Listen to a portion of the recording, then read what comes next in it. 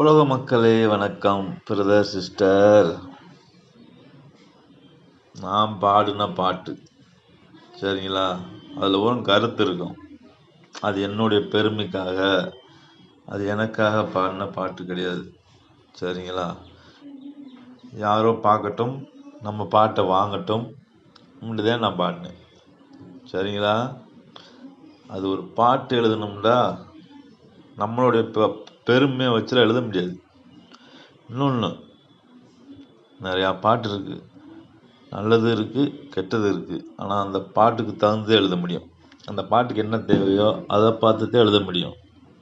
சரிங்களா, அதெல்லாம் மனுஷனுக்கு செட் ஆகாது, நம்ம வாழ்க்கைக்கு செட் ஆகாது, அந்த பாட்டுக்கு செட் ஆகும். அதை நீங்கள் புரிஞ்சுக்குங்க. சரிங்களா மக்களே, மக்கள் ரசிக்கணும்டா அந்த பாட்டு செட் ஆகிறது தான் நம்ம எழுத முடியும்.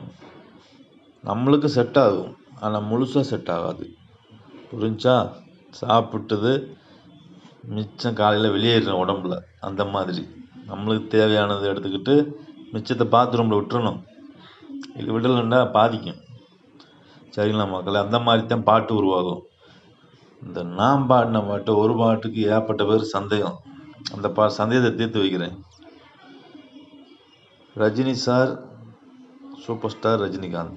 சரிங்களா, அடுத்து கலைஞர் முதலமைச்சர் ஸ்டாலின் முதலமைச்சர் மகன்.